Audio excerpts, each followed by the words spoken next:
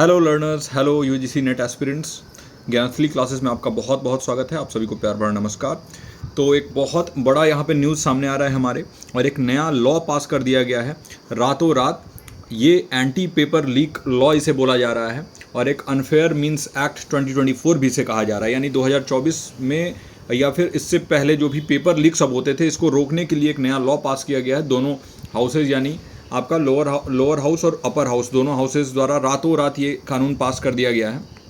इसके रिगार्डिंग कुछ जानकारी लेते हैं, और एक बहुत बड़ी यहाँ पे जानकारी आ रही है। देखिए यहाँ पे इंडिया टुडे का ये न्यूज़ आर्टिकल है, और यहाँ पर ये दैनिक भास्कर का न्यूज़ आर्टिकल है। Anti paper leak law for exams comes into effect. और ये नीट और यूजीसी नेट का जो ये अभी पूरा मामला जो सामने आया है, जिसमें नीट में भी धांधली देखने को मिला, और यूजीसी नेट में आपने देखा है कि एग्जामिनेशन के हमारे एक दिन बाद ही इसको कैंसिल कर दिया गया था। और उसका रीज़न साफ तो नहीं बताया गया, लेकिन उसका रीज़न यही पेपर लीक था, और इस वजह से इसको कैंसिल किया गया। और अभी देखा हमने कि जैसे CSIR नेट जो होने वाला था, उसको भी पोस्टपोन कर दिया गया। तो मुझे ये लग रहा था कि उसको भी पोस्टपोन इसीलिए किया गया ताकि ये कानून आने के बाद ही वो वाला भी एग्ज़ाम कराया जाए। अब इस कानून में कुछ बहुत ही महत्वपूर्ण चीज़ें हैं जिसको हमें जानना बहुत इंपॉर्टेंट है। तो एक बार हम इसको जानते हैं, और क्या हमारे लिए ये फ़ायदेमंद हो सकता है, कैसे ये हमें हमारे स्टूडेंट्स के लिए कैसे ये फ़ायदेमंद हो सकता है, इसको हम देखेंगे। तो देखिए, ये देश में एंटी पेपर लीक कानून यानी public examination prevention of unfair means act 2024 ये लागू हो गया है। और सेंट्रल गवर्नमेंट ने 21 जून को यानी फ्राइडे को आधी रात में इसका नोटिफिकेशन जारी किया है ना। और ये फरवरी में ही ला दिया गया था ये कानून बनाने के लिए, लेकिन इसको पास कल रात में किया गया है। और ये जल्दी में इसलिए पास किया गया क्योंकि बहुत इंपॉर्टेंट एग्ज़ाम्स, जहाँ पर आपके पास यूजीसी नेट में लगभग 10 लाख बच्चे बैठते हैं, और आप नीट का तो देखते ही हो, 20 लाख के लमसम में बच्चे जो है नीट में बैठते हैं। तो इतने सारे बच्चों का जो एग्जामिनेशन कैंसिल हुआ, और इससे कितनी बड़ी समस्या आई, और बार बार ये पेपर जो लीक हो जा रहे हैं, इनके वजह से कितनी समस्या स्टूडेंट्स को झेलना पड़ रहा है। इस वजह से ये वाला कानून जो है वो लाया गया।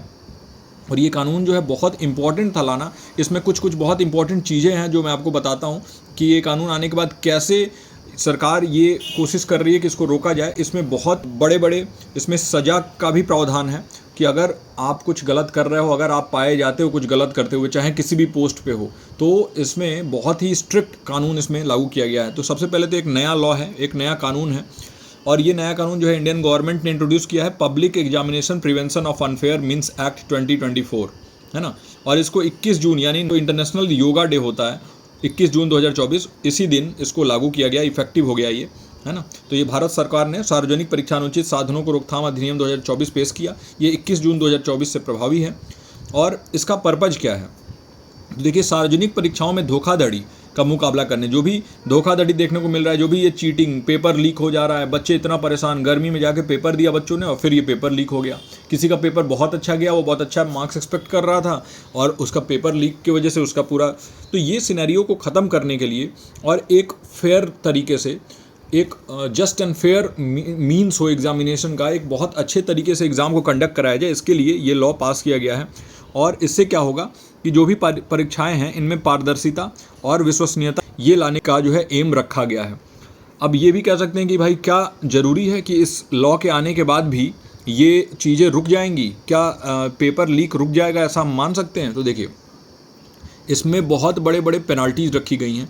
तो पहले ये चीज़ें नहीं थी, इसलिए ये लोग जो है बहुत धड़ल्ले से काम करते थे कि 1-2 साल में तो छूट ही जाते थे। लेकिन अभी देखिए, इसमें क्या है कि अगर आपने कोई भी गिल्टी आपको पाया गया है ना, कोई भी मैल प्रैक्टिस आपने किया, पेपर लीक कराया, या फिर किसी भी तरीके से आप जुड़े रहे अगर इससे, तो इसमें बहुत बड़े सज़ा का प्रावधान है। इसमें जेल का टर्म है और फाइन है ना। अब ये हम बात करते हैं कि देखिए, जेल का टर्म कितना है और फाइन कितना है, ये भी हम देखते हैं। और इसके बाद जो है, जो भी क्वेश्चन पेपर लीक हो रहा है और जो भी इरेगुलरिटीज़ हो रही है ना, इसको टारगेट किया जा रहा है। चाहे वो किसी भी लेवल के लोग हों, चाहे वो बहुत ऊपर लेवल के लोग हों, या नीचे अगर एग्ज़ाम सेंटर तक के लोग हों, तो कोई किसी को भी बख्शा नहीं जाएगा। और ये अगर हम देखें तो जो सेक्शन 1 है, public examination prevention of unfair means act 2024, उसके सब सेक्शन 2 में जो है इसको लाया गया है। और इसको लाया किसने है, तो ministry of personnel public grievances and pensions, इन्होंने इसको लागू किया है ना। तो ये चीज़ें बहुत इंपॉर्टेंट है। पेपर लीक का समस्या जो है, ये बहुत बड़ी समस्या हो गई थी। जो भी पेपर हो रहा है, चाहे वो कोई सर्विस के लिए हो रहा हो, या फिर कोई ऐसे क्वालिफाइंग एग्जामिनेशन के लिए, छोटे से छोटे एग्जामिनेशन, सीटेट तक के पेपर जो है वो लीक हो जा रहे हैं। अच्छा, ये लीक जो ये पेपर हो रहा था और ये कानून इतनी जल्दी में पास किया गया, ये क्यों लाया गया, तो इसका संदर्भ क्या है? तो देखिए, बहुत सारा प्रोटेस्ट हुआ, आप लोग देख रहे हो अभी भी प्रोटेस्ट जारी है प्रश्न पत्र लीक को लेके, और बहुत सारा आरोप लगा, सेंट्रल गवर्नमेंट पे लगा, एजुकेशन मिनिस्टर के ऊपर था। इसके अलावा भी जितने बड़े बड़े बॉडीज़ हैं, जैसे यूजीसी है, एनटीए हैं, इनके बड़े बड़े जो भी पोस्ट पे जो लोग हैं उनको जिम्मेदार ठहराया गया। ये सारे एलिगेशंस लगे और इसके लिए सरकार ने बहुत ही तेज़ी से ये कानून पास किया ताकि जो भी इशूज़ अभी नीट और यूजीसी नेट के एग्जामिनेशन में देखने को मिला, इसको एड्रेस किया जाए। उसके अलावा जो भी एग्जामिनेशन आने वाले हैं, ये इरेगुलरिटीज़ हैं, वो ना हो, इसके लिए इसको लागू किया गया है कि जेल जो है कम से कम तो 3 साल का जेल होगा ही, किसी भी लेवल पे चाहे कोई लिप्त हो तो 3 इयर्स मिनिमम जेल टर्म है, और इसके साथ साथ 10 लाख का जुर्माना मिनिमम है। ये 10 लाख, तो 10 लाख जुर्माना, 3 साल जेल, और इस जेल को 5 साल तक बढ़ाया जा सकता है 5 ईयर के टर्म में, और अगर बड़े लेवल पे पाए जाएं तो फिर और भी आगे बढ़ाया जाएगा। और जो भी परीक्षा को कंडक्ट करा रहे हैं, तो ऐसे सर्विस प्रोवाइडर जैसे कि एनटीए हैं, इनके अगर कोई ऑफिशियल शामिल होते हैं तो इनके लिए भी अब बहुत बड़ी चुनौती होगी, और इससे जितनी भी जुड़ी हुई गड़बड़ियां हैं उसको रोकने में केंद्र सरकार को और एजेंसियों को मदद मिलेगी, है ना। तो ओवरऑल अगर हम देखा जाए तो हमें एक चीज़ बस चाहिए कि हमारा एग्ज़ाम जो भी कंडक्ट हो वो फेयर तरीके से हो, और इसके लिए कोई भी कानून आए लेकिन उसको अच्छे तरीके से लागू करना इम्पॉर्टेंट है। और अगर ये लागू हो जाता है तो इसके बाद जो है, अगर पॉलिसीज़ इतने अच्छे से कारगर तरीके से काम करेंगी तो हमारे एग्ज़ाम अच्छे से कंडक्ट हो जाएं। बस हमारा यही है, चाहे आप ऑनलाइन कराएं चाहे ऑफलाइन कराएं, लेकिन एग्जामिनेशन फेयर तरीके से होना चाहिए, एग्जामिनेशन में कोई भी प्रॉब्लम नहीं आना चाहिए।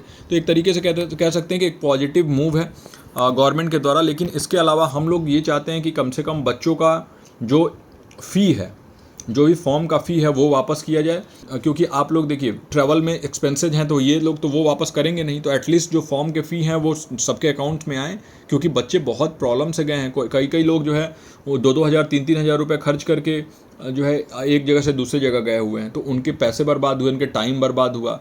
कई लोग बहुत गर्मी में गए हुए थे, फिर वापस उनको जाना पड़ेगा। तो ये सारी चीज़ें हैं जिसको गवर्नमेंट को एक बार जो है सोचना चाहिए, यूजीसी को और एनटीए को एक बार सोचना चाहिए इस बारे में। तो इस वीडियो को यहीं एंड करते हैं। आई होप कि एक बहुत ही अच्छा और एक बहुत ही पॉजिटिव मूव जो है ये हम लोग को हेल्प करे, हमारे स्टूडेंट्स को हेल्प करे, ताकि जितने भी लगभग 9,08,580 बच्चों ने जो है देश भर में यूजीसी नेट का एग्ज़ाम 18 तारीख को दिया था और इसको रद्द कर दिया गया, है ना।